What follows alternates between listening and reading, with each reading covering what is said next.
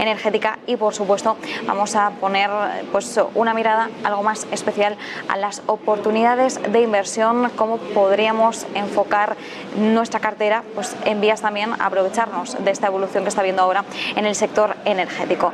Con este contexto saludamos a José María Luna, socio de Luna Sevilla Asesores Patrimoniales. José María, muy buenas. Muy buenas tardes, Marta.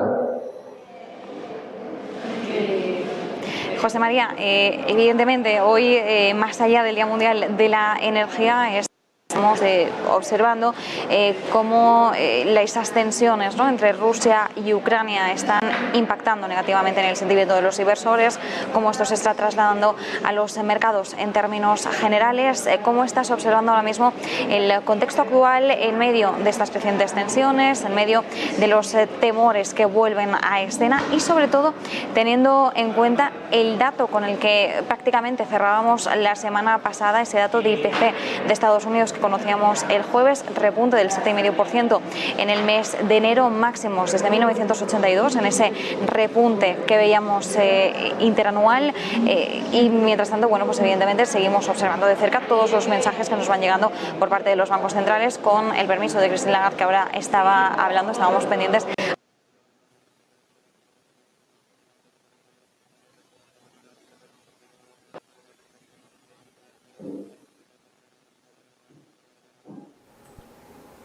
Sí, Marta, no te he perdido ahora mismo, pero sí. José María, soy Raquel. Marta, la hemos perdido desde la bolsa, parece que se le ha ido el sonido, así que si te parece continuamos tú y yo. Te estaba preguntando, Marta, en este último instante, cuando la perdí. Vale, pues responde. Muchas gracias, Raquel. Bueno, pues vamos a ver, el contexto en el cual nos estamos moviendo, yo creo que es un contexto, claramente definido, ¿no?, por distintos focos de tensión. Por un lado tenemos una enorme incertidumbre que viene desde el lado de la inflación. Como bien apuntaba Marta, hasta donde la he podido escuchar, hablaba de la inflación en Estados Unidos, que salió peor que lo que se esperaba, me refiero a la inflación del mes de enero. Habrá que ver las lecturas del mes de febrero y también el mercado laboral norteamericano. Ambas variables están seguidas muy de cerca por parte de la Reserva Federal norteamericana y en estos instantes, con un mercado laboral en una situación prácticamente de pleno empleo, con la presión además que esto supone sobre los costes salariales, unido además a otra serie de partidas que se veían, por ejemplo, los vehículos usados que tenían, bueno, un incremento en el precio. Donde hubo tal incremento fue en el lado de los vehículos nuevos. Pero también vimos tensiones inflacionistas en el lado residencial, con lo cual esas presiones inflacionistas es un gran foco de atención y de presión a los mercados de capitales. A esto hay que unirle la incertidumbre en cuanto a la actuación de los distintos bancos centrales. Os hacéis eco, evidentemente, en el día de hoy a un día de celebración en cuanto al euro. Pero todos atentos, por si acaso se escapaba, como bien decía Marta, alguna palabra a la señora Christine Lagarde.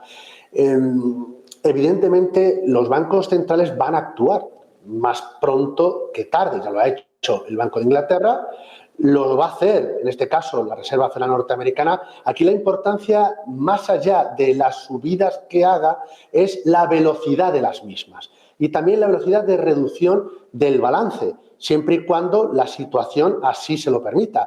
Y insisto mucho en esto porque hay otro tercer foco que precisamente son las tensiones geopolíticas, en este caso en Ucrania, con Rusia, con la OTAN, Estados Unidos además como frente importante, China también de por medio.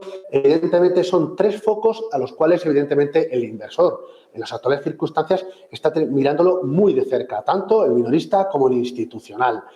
Lógicamente, días así como el día de hoy, pues lógicamente los mercados se comportan de la manera que no se debe, ¿no?, que cabría esperar, con una enorme volatilidad. Lo venimos diciendo semana tras semana. Estamos ante un contexto de mercado muy diferente al que teníamos el pasado año. La principal fuerza motora que movía los mercados era la enorme liquidez que llegaba al sistema financiero, motivado por tipos de interés muy bajos y mucha liquidez por parte de los bancos centrales, y esto ha cambiado.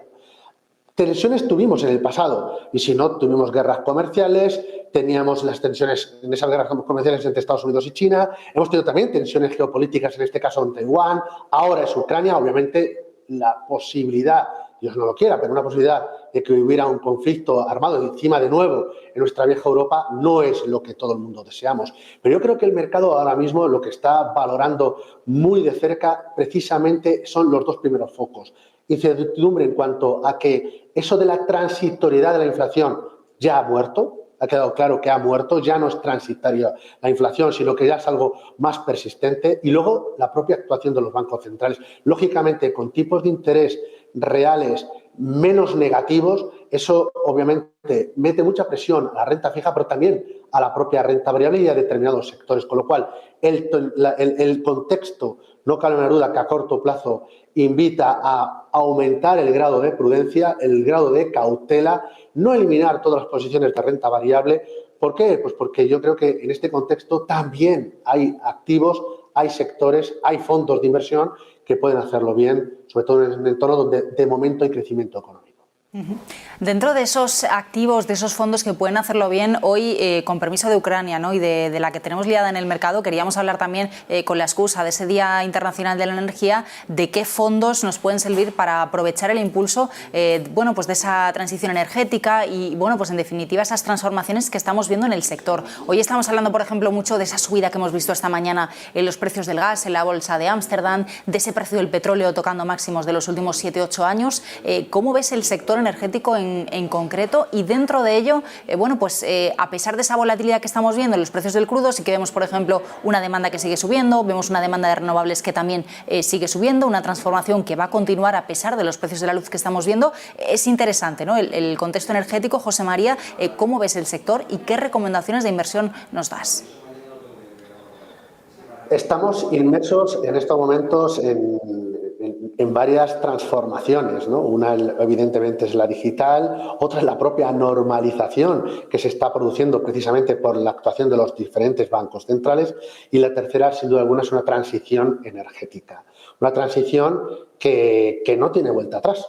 Pero, curiosamente, en este año, en este arranque de 2022, los productos más enfocados a las energías limpias no es el sitio más adecuado para invertir, o al menos si uno invierte en el corto plazo, si uno está mirando más a medio y largo plazo, que es como debiera invertir a la hora, o debiera de utilizar los fondos de inversión, todavía evidentemente quedan oportunidades, pero eso sí, infraponderadas respecto al pasado ejercicio. Para que me entienda, Raquel, y me entiendan los oyentes, esta primera parte de año es un ejercicio más de sectores más que de temas. Y las temáticas, digo, porque dentro de una misma temática hay distintos subsectores, algunos muy correlacionados con los tipos de interés o con las propias valoraciones exuberantes que hemos tenido como consecuencia de un rally muy importante en los distintos mercados financieros en los 2 últimos años.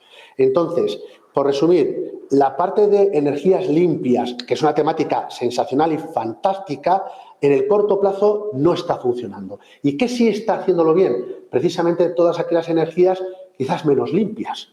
Precisamente todo lo que está relacionado, bueno, pues con el precio del petróleo, por supuesto la gasolina, el gas, y hay productos que evidentemente pueden aportar valor a un inversor en las actuales circunstancias, puesto que incluso contando con esas tensiones que se están viviendo en Ucrania, también hay que tener en cuenta, bueno, pues la menor inversión que se ha estado dando precisamente en todo lo que es el sector del petróleo o del gas, como consecuencia que se derivaban fondos hacia las energías limpias, y también la propia demanda que se está dando. La oferta no es capaz de cubrirla como consecuencia de la reactivación de la actividad económica. En este sentido, fondos, nombres propios, pues mirad, nosotros productos que nos gustan, que nos sentimos cómodos a la hora de invertir en energía. Si utilizamos fondos de inversión, hay un producto de la casa BlackRock, una de las gestoras más grandes del mundo, que es el World Energy. Invierte en renta variable, en acciones de compañías, sobre todo ligadas al petróleo, pero también al gas.